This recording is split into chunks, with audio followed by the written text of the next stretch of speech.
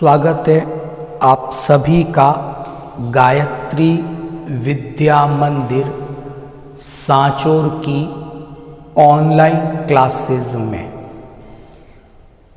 हम लोग बात कर रहे थे मुर्गी पालन की प्रोसेस के बारे में। प्रीवियस वीडियो में हम लोगों ने डिस्कस किया था कि जो डोमेस्टिक फाउल है, घरेलू जो मुर्गी है, उसके परिवर्धन के बारे में, और ऐसा आपको बताया था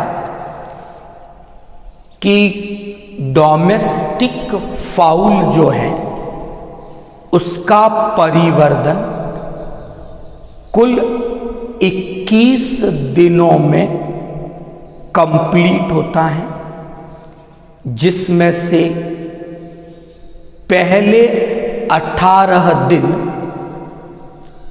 ऊष्मायन या इनक्यूबेशन की प्रक्रिया के होते हैं, और जो लास्ट 3 डेज हैं वो हैचिंग के या स्फुटन की प्रक्रिया के होते हैं। ऐसा हमने कल डिस्कस किया था। आज हम बात करेंगे कि जो मुर्गी पालन की प्रक्रिया करवाई जा रही है, उस मुर्गी पालन की प्रक्रिया में पहले तो हम बात करेंगे इनक्यूबेशन और हैचिंग के बारे में। यानी पहले आज हम डिस्कस करेंगे ऊष्मायन की प्रक्रिया और स्फुटन की प्रक्रिया। उसके बाद हम बात करेंगे ब्रूडिंग या रियरिंग के बारे में बात करेंगे, पालन पोषण के बारे में, देखभाल के बारे में बात करेंगे। तो अगर मैं सिंपल वे में कहूं तो पहला डिस्कशन मेरा होगा ऊष्मायन की प्रक्रिया के बारे में, और उसमें हम डिस्कस करेंगे आर्टिफिशियल इनक्यूबेशन की प्रक्रिया को, कृत्रिम ऊष्मायन की बात करेंगे, और ये समझने की कोशिश करेंगे कि जब पोल्ट्री फार्म में मुर्गियों का पालन किया जाता है तो वहां पर कृत्रिम ऊष्मायन किस प्रकार उपयोगी है या किस प्रकार महत्वपूर्ण है, उस पे हम लोग बात करेंगे। दूसरा डिस्कशन मेरा होगा, हम बात करेंगे नेचुरल ब्रूडिंग की, आर्टिफिशियल ब्रूडिंग की, यानी रेयरिंग की बात कर रहे हैं, देखभाल की बात कर रहे हैं। तो एक नेचुरल ब्रूडिंग की प्रोसेस के बारे में पढ़ेंगे, फिर एक आर्टिफिशियल ब्रूडिंग के बारे में पढ़ेंगे।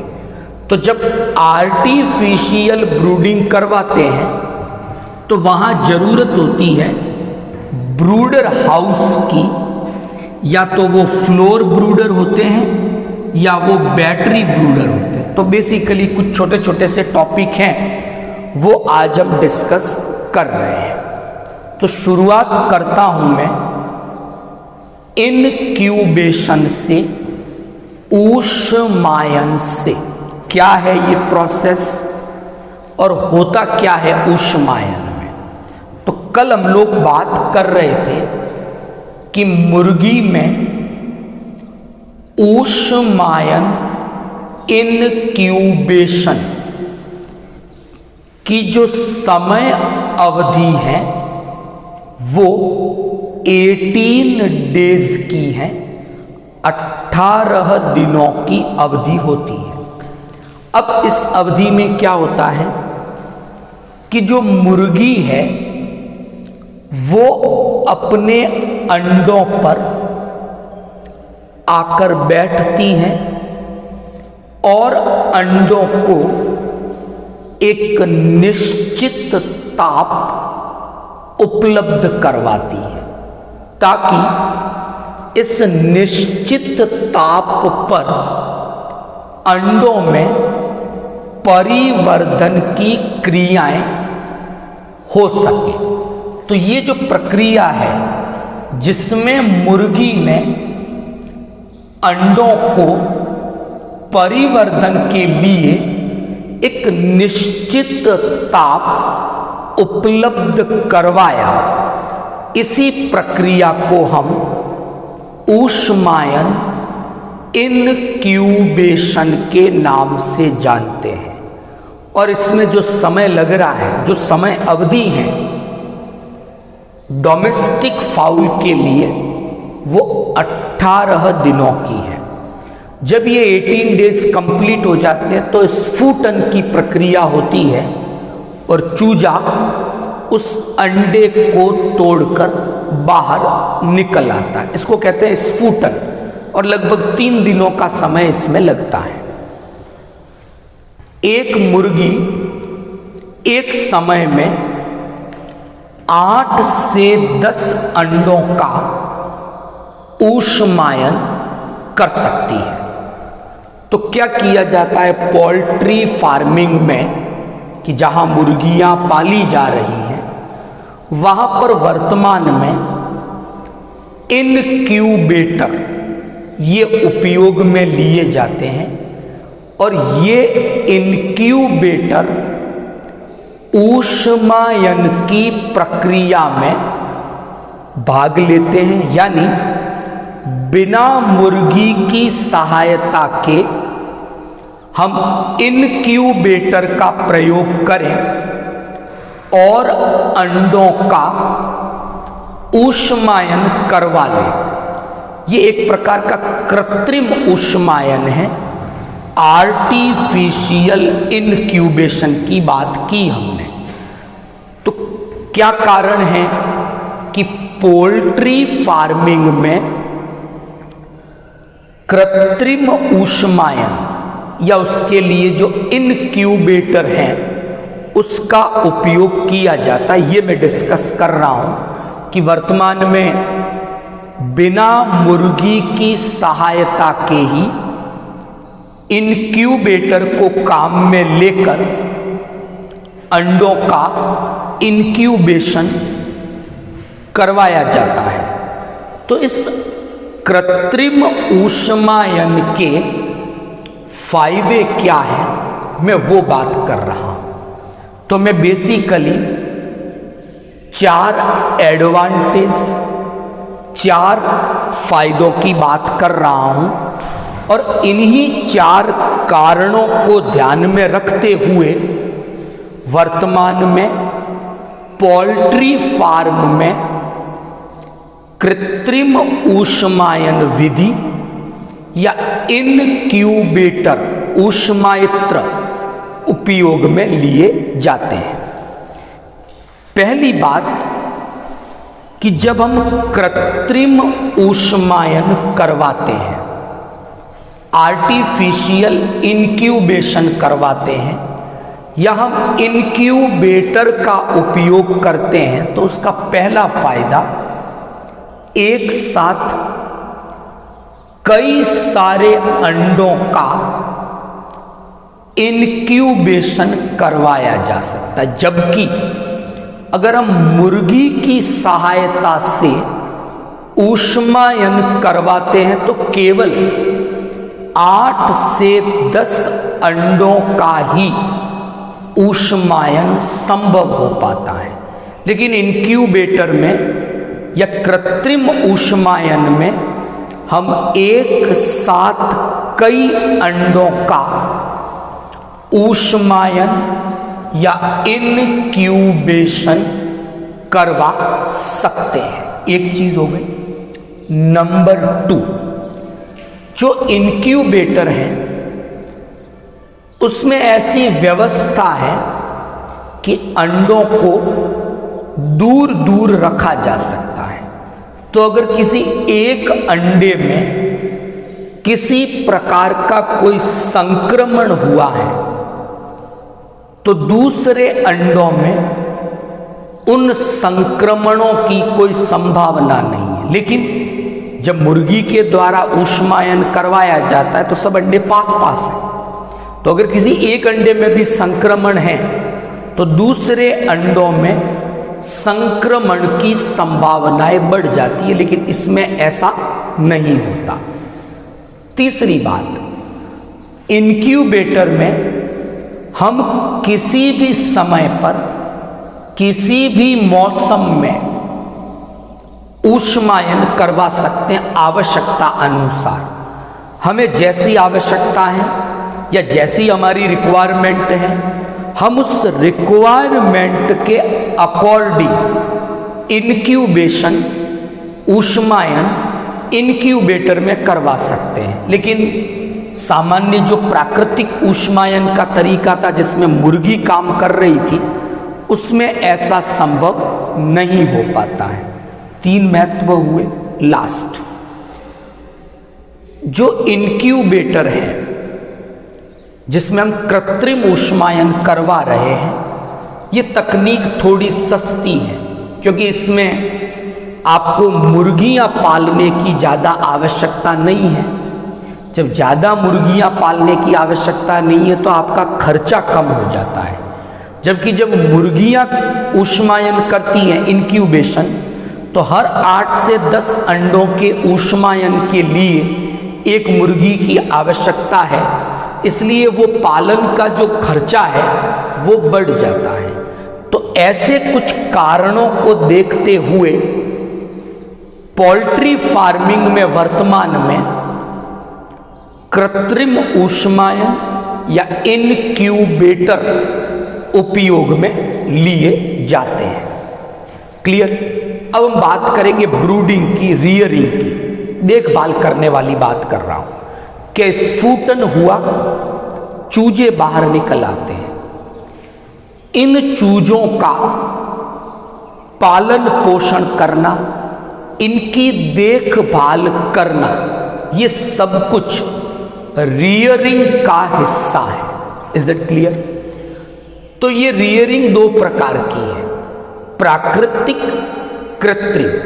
प्राकृतिक में मुर्गी स्वयं अपने चूजों की देखभाल करती, यानी उसने ऊष्मायन किया, फिर स्फुटन की क्रिया की, फिर उसके बाद उनका पालन पोषण देखभाल की। तो मुर्गी ये काम स्वयं करे तो इसे हम नेचुरल ब्रूडिंग, प्राकृतिक जो के नाम से जाना जाता है। ये प्राकृतिक ब्रूडिंग हो गई, नेचुरल ब्रूडिंग हो गई। लेकिन अगर हम बिना मुर्गियों की सहायता के पहले ऊष्मायन करें, फिर स्फुटन करें, फिर उनका पालन पोषण देखभाल करें, तो इसे आर्टिफिशियल ब्रूडिंग के नाम से, कृत्रिम ब्रूडिंग के नाम से जाना जाता है।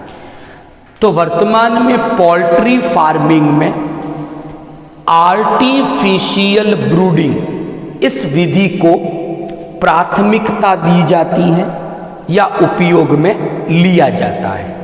तो ब्रूडिंग अगर नेचुरल है तो ऊष्मायन, स्फुटन और पालन पोषण, ये सब काम मुर्गी के स्वयं के द्वारा किए जाते हैं।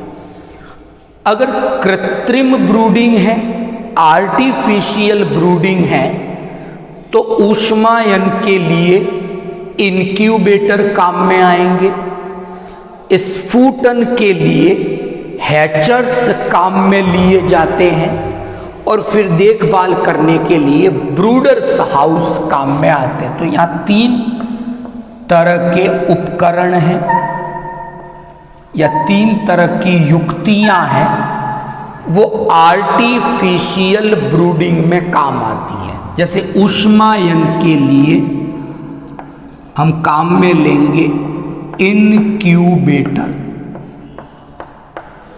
इनक्यूबेटर में ऐसी व्यवस्था होती है कि टेम्परेचर को मेंटेन रखा जा सकता है। ओवन की तरह की एक संरचना है या एक उपकरण है, तो आवश्यकता अनुसार ताप कम ज़्यादा इनक्यूबेटर में कर सकते हैं। तो इसमें कौन सी क्रिया करवाई?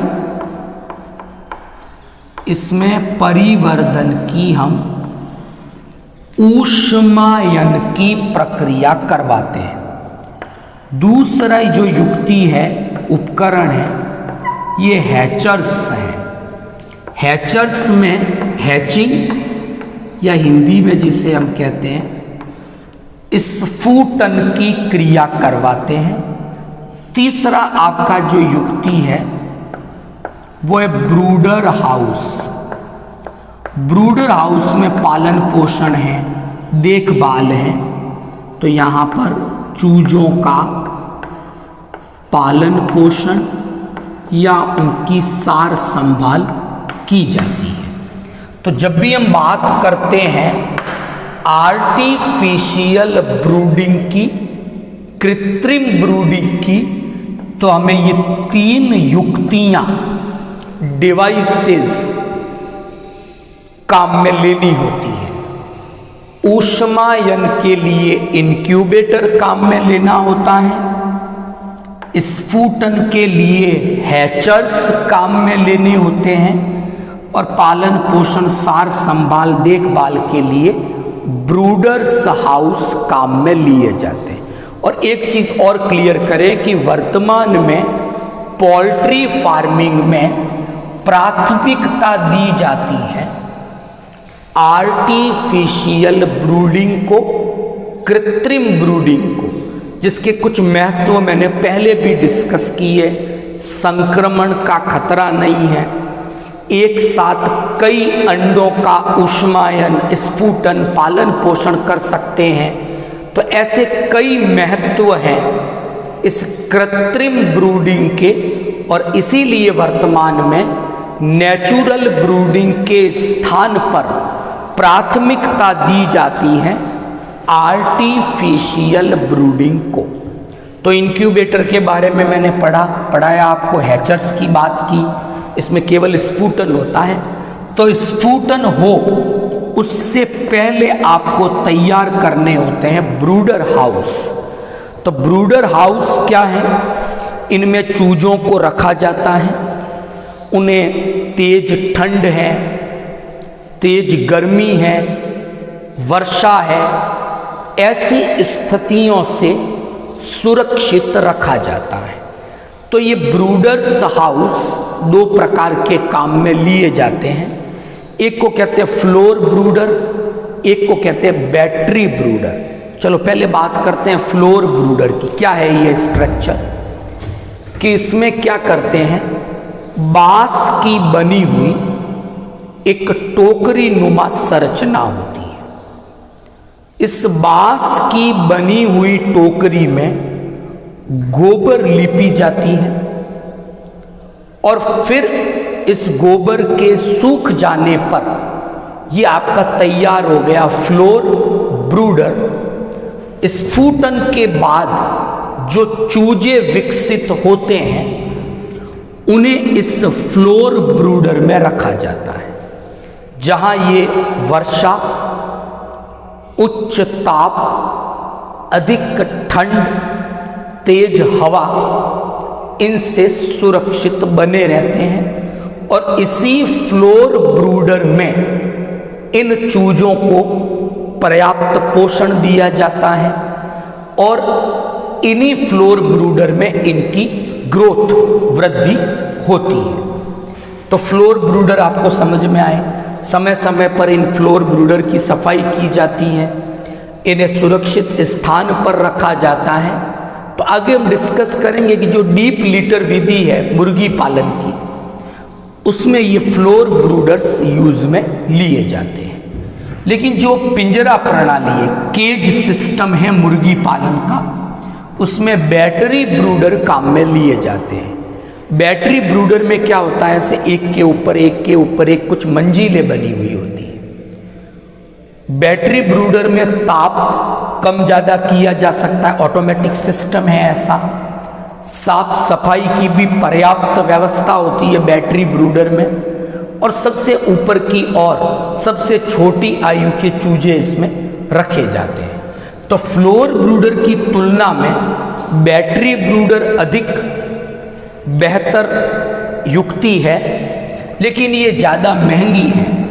इसलिए सामान्यतः बैटरी ब्रूडर का उपयोग केवल और केवल पिंजरा प्रणाली से जब मुर्गी पालन होता है बड़े स्तर पर, तो इसका उपयोग ब्रूडर हाउस के रूप में करते। नहीं तो जनरली जो लोग घरों में मुर्गियां छोटे स्तर पे पालते हैं तो वे ब्रूडर हाउस के रूप में फ्लोर ब्रूडर का उपयोग करते हैं।